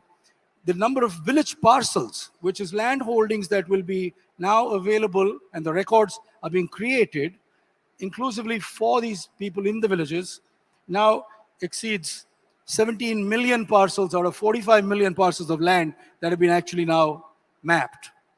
If I look at another company we invested in, which is in the telecom sector, which we did a lot of work in the US, but brought back that understanding of network optimization and building networks in India. We have the Universal Service Obligation Fund, which is part of the Department of Telecom. But now you've got to actually put Wi-Fi or networks, digital networks, statewide. And we're happy to say that we're in 3 states in India and deploying statewide networks. Digital infrastructure, digital usage, digital productivity is the way we're thinking about how does inclusive development then take across a parameter of industries. Come to health. We have recently made an investment in connecting these independent diagnostic centers. The country has over 20,000 independent diagnostic centers which host X-ray machines, CTs, MRIs. Many a hospital can't afford these machines, so they're neutral, but they're not connected. We've got a company that has established a network that is made available with high-quality radiologists and with AI augmentation for these radiologists to give accuracy, better accuracy in higher quality of time, and be able to reach that patient and prevent potentially mortality because we haven't diagnosed a problem in time. If I look at how do factory workers, warehouse workers, how do they get employee health and safety? We have another company that's been invested into, which has rolled out a digital health program to service these class of customers, as well as somebody sitting in the CXO suite in Manyata Park. But the ability to be inclusive would mean the quality parameters that we talk of are important to every member that is going to receive these services or products. That's how we would look at leveraging technology or kinds of technology. And these companies, the early stage companies, understand what it takes to transform. And in that transformational process, we have to be able to absorb multiple types of technology. While our fund does invest in core technologies for emerging applications, we're also looking at where a set of applications require a relook at the deployment of technology and a stack of technology. So that's our contribution. Thank you, Sudhir.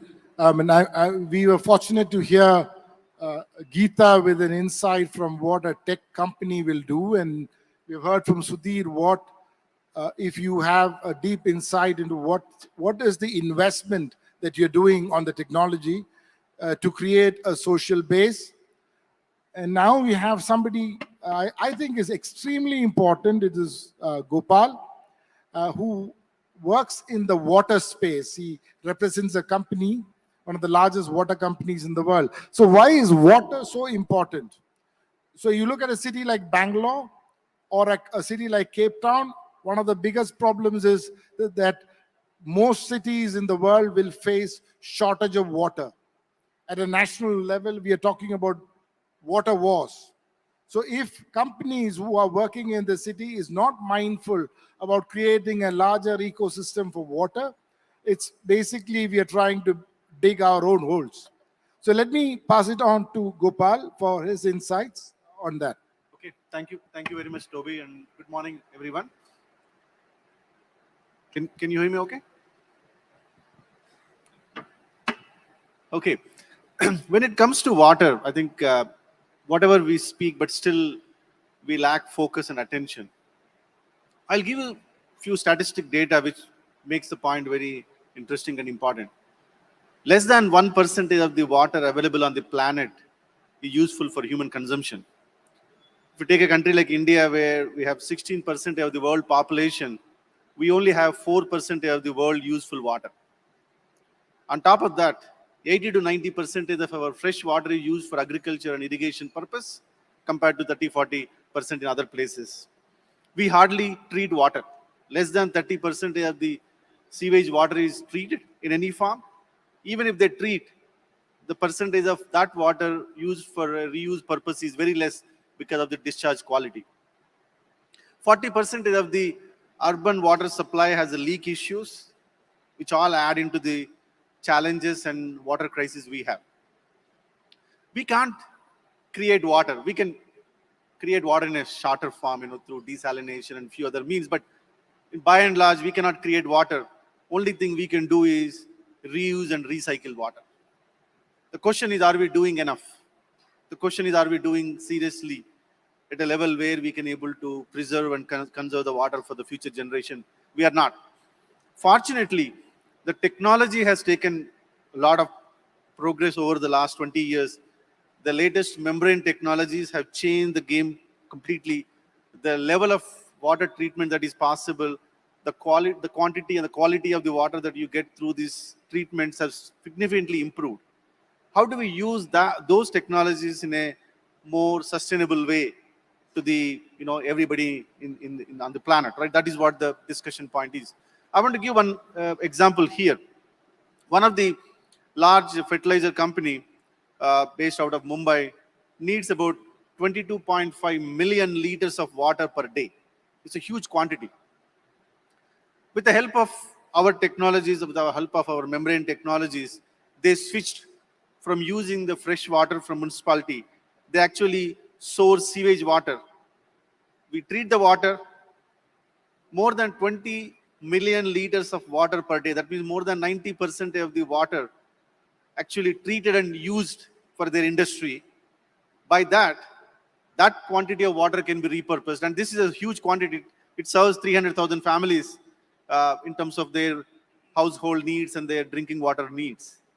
What does it mean is, instead of depending on municipal water and fresh source of water, if industries can switch towards using more reuse water from sewage treatments or sewage water, it can change the game completely.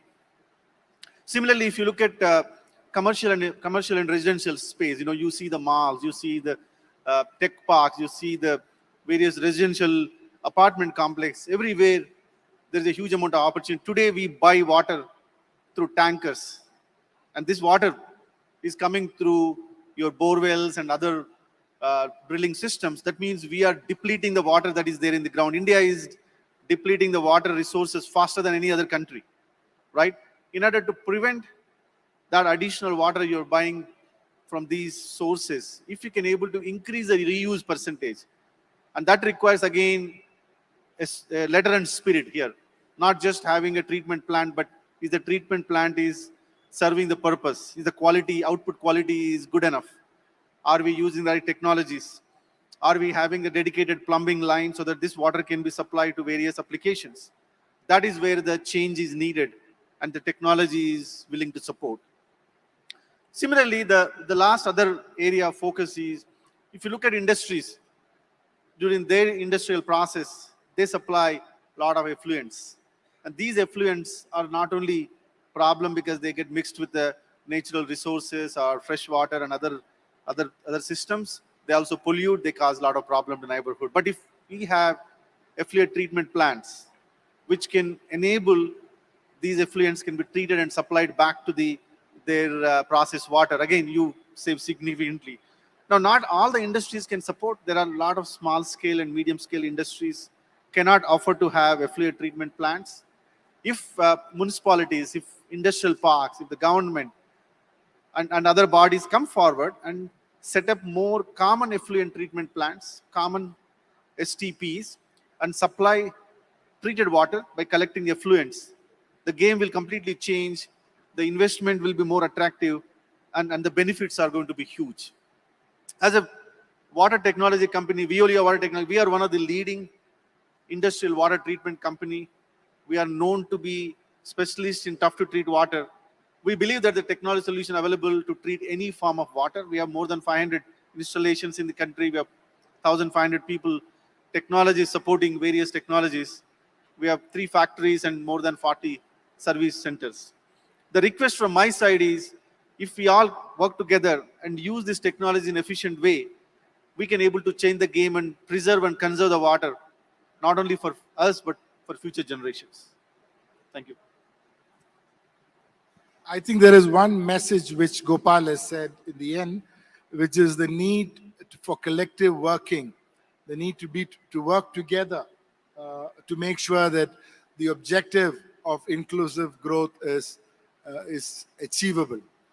We have about 8 minutes left, and I thought the best is to ask the audience give you an opportunity.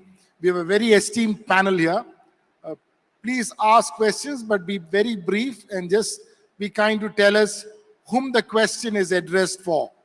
That will make it easier for us to plan the delivery from this side.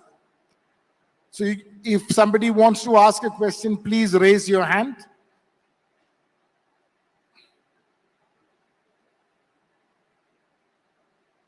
You have a mic?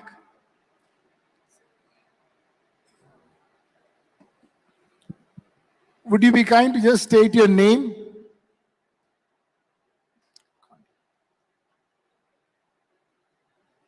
You hear me?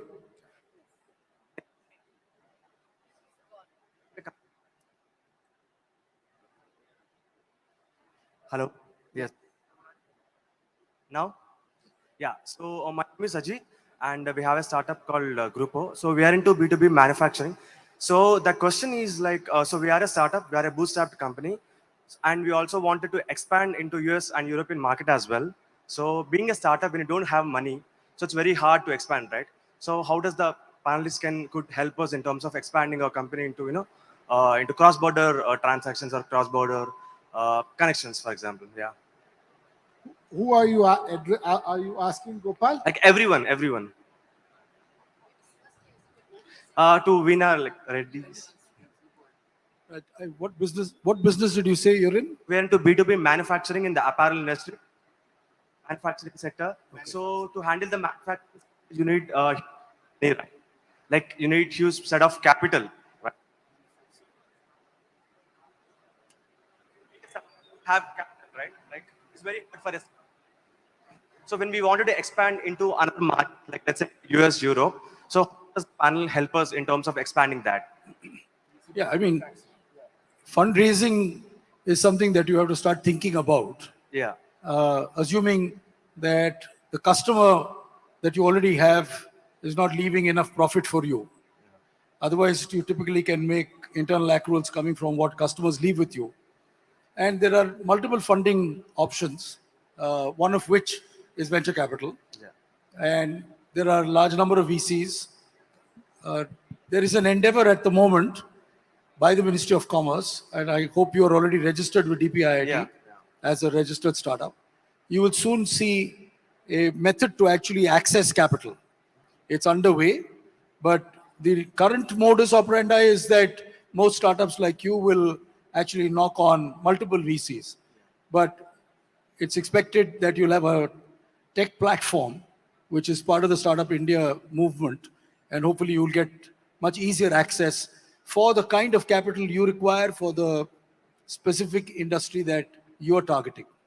So do you think capital is the only option for us to expand into other markets, let's say US market and all? No, to the extent you said that I don't have funds. Yeah. Yeah, but there's a lot of other resources which are required. Exactly. You need customer access, you need product, you need talent. So there's a bunch of other resources, one of which, of course, is capital. Sure. Yeah. Thank you. Thank you so much.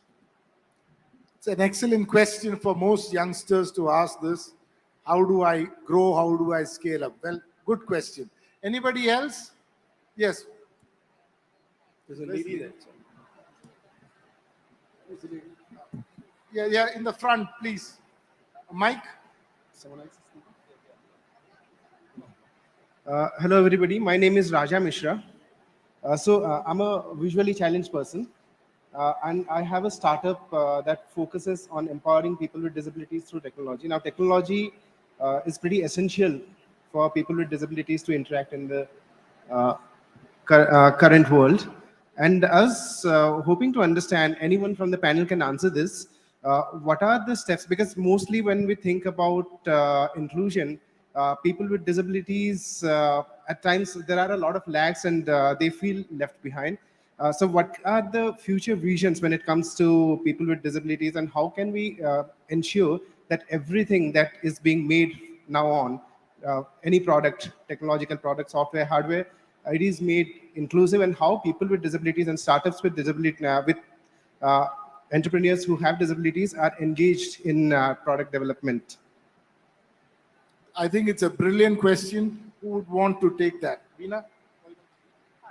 Sure, that's fantastic. That is the in DEIA, the A is accessibility, and that's very important to U.S. government, USAID, to find solutions. And you're right. And I think a lot of it will come down to policies and create, you know, in the United States, we've had many policies that have enabled greater accessibility, you know, all of our buildings, our homes, to have that available to us, and then and it allows more people to participate in the economy. And you raise a good point about startups. And one of our programs, in fact, has worked with some people who are affected by COVID-19, including the disabled, in starting new businesses. So would love to hear more about your ideas, maybe. And we have our team here that works on those. So would love to hear more of your thoughts. But I do think that there needs to be as some of our speakers have said, an ecosystem that enables this inclusion. So wonderful to hear your passion for this, and looking forward to more ideas. Thank you. Hello. I'll add a little more to your question, I think. So one, I think a whole aspect of making everybody aware of the inclusive part and accessibility part, right? I think just to be like very honest, when I was creating and going deep into my own awareness, I realized that so many of us wear specs, right? So we also are in that category of disabled, right? Saying that the eyesight is a thing, right? That we are dependent on an additional thing. I think from a technology advancement point of view, I have seen AI making a significant progress, right? And significantly contributing the accessibility part of it, be it, I think, every product which we look at, a common use of, let's say, Microsoft Office or Word or PowerPoint or whatever. So I would say that I think all of us should collectively think that how AI could be pervasive in every product we build, so that it's accessibility ready and it uses all different aids available to really make products accessible to everybody. So true. Thank you so much. Next, now I'm glad we have many people raising hands. So good. Hello. There's a lady here. Yeah. Hello. Please. Okay. The Hello. next to the lady. Respected everybody. I am from Bangalore, Lokeshwar NS. This is regarding the water requirement in Bangalore. As I am in Bangalore, around 400 lakes were there in Bangalore earlier. Now these lakes, half of the lakes are filled with mud for some other purposes. So this is affecting to our businesses or for startups and all, and for the everyday people's usage also. So I request making the more STP plants to make the reuse of water, so it is helpful to the public and to go for the more startups as a technical things are going up. Thank you very much. This is for the sir actually. Okay. No, you made a very good point, right? Bangalore is known for greenery. Bangalore is known for so many lakes. Some of them are shrinking at this point of time because we are, abusing them. We are taking a lot of water. The water is getting polluted, etc. So again, the reuse, recycle is going to help us. Not only that, I think there are several lake cleaning projects can be initiated.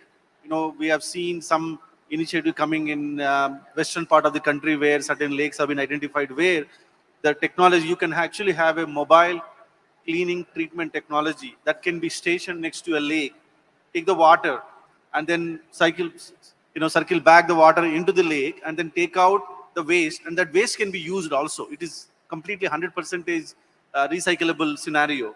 But those technologies are possible. I think we need more and more people. We cannot rely everything on government. We need to have more and more people come forward with their startups or with their social causes, etc. We can accelerate those efforts. But very valid point. We have time just for one last question, and that will be My name is Nazneen. I'm a biostatistician. I have a question for the water treatment area. Can we not use simple methods, organic methods for purifying water like in villages, you can use alum. Alum is used to purify water, and salt in very minute quantities. When added, it will sediment uh, all the pollutants, and the water becomes usable. That gets filtered, and it's cost effective. Organic methods are far more cost effective than technical and modern methods. Thank you. I think you made a very good point. I completely agree. Depends on the level of quality of the discharge water you need to apply the treatment. The suggestion that you're given is for a simple household requirement. I think those methods are going to be very useful. But as you scale up to the industries and sewage and many other complications, then you need more modern technology. So we have to use technology sensibly. We don't have to apply where it is not required. But very valid point. You know, one last question. He's been raising his hands right from the start. So please go ahead. Quick. Somebody can give him the mic.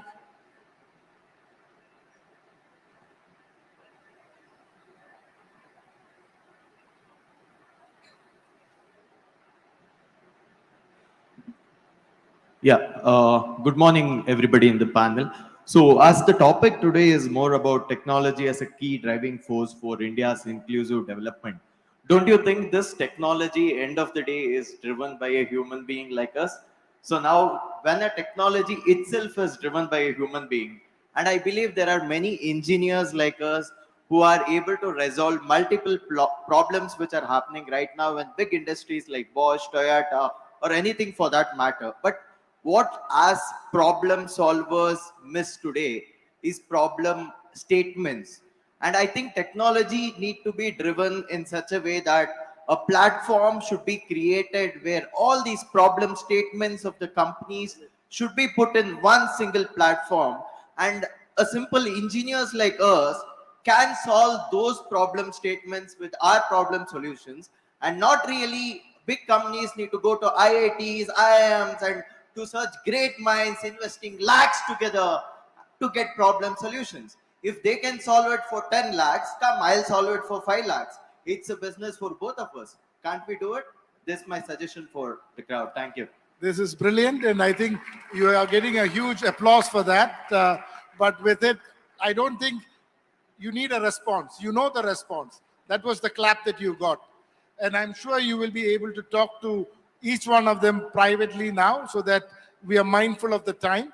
And I just want to thank all the panelists because you got so much of questions because of the insights that you shared. Thank you so much. And thank you very much to the audience. Yeah, bye.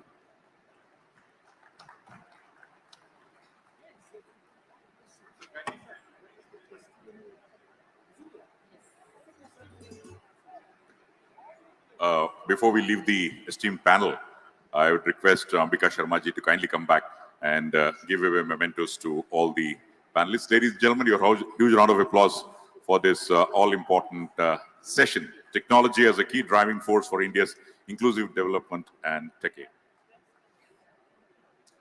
I'd request Veena Reddy. We'll start with her for the memento. Kindly move to the front if you don't mind. Yeah. Thank you very much. I would now request Mr. Toby Simon to kindly accept the memento.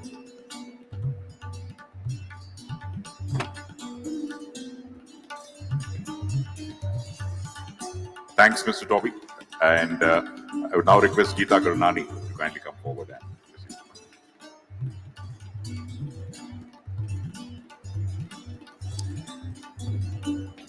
Geeta ji, yes.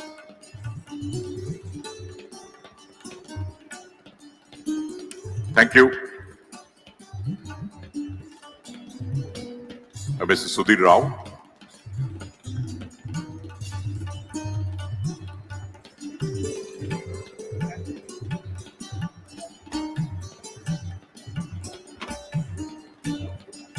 Thank you, Mr. Sudhir. And finally, Mr. Gopal. So after this memento, I would request all the speakers and Ambika ji to be in the front for a group pic. Yeah.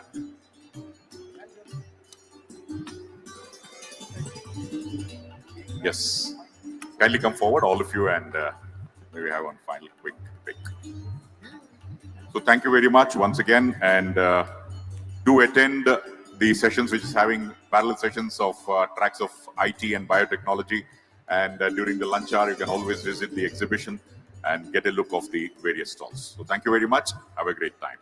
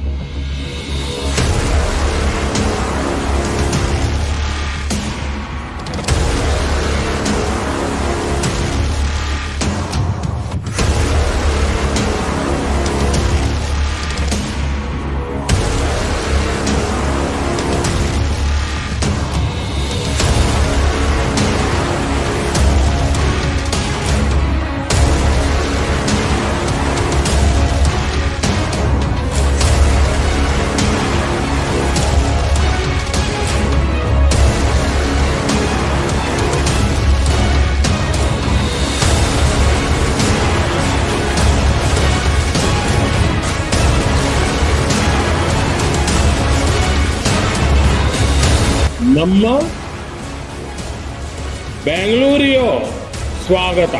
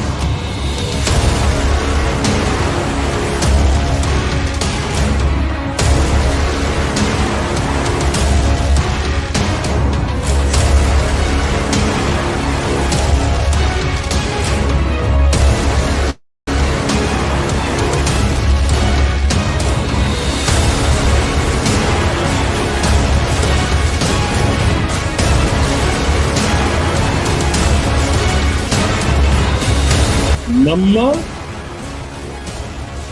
ಬೆಂಗಳೂರಿಯೋ ಸ್ವಾಗತ.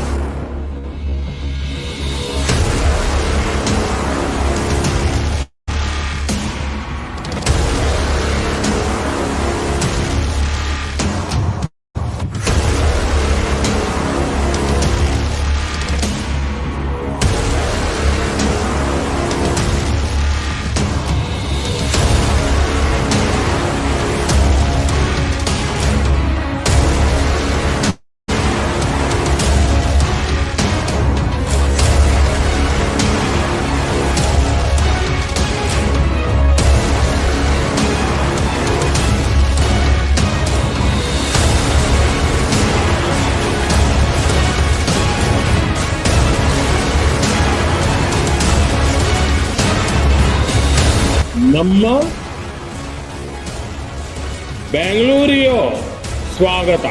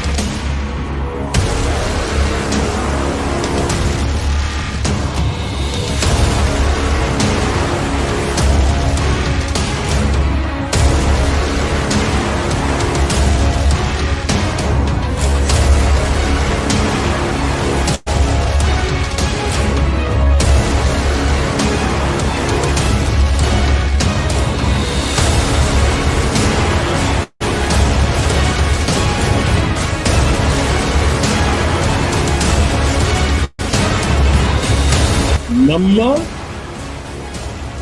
ಬೆಂಗಳೂರಿಯೋ ಸ್ವಾಗತ.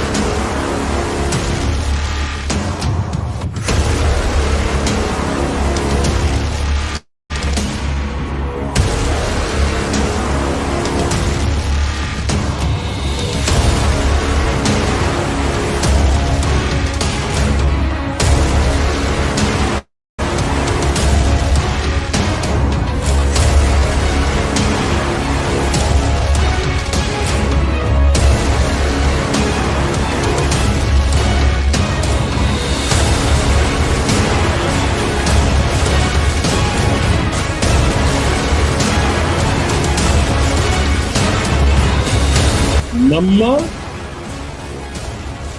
ಬೆಂಗಳೂರಿಯೋ ಸ್ವಾಗತ.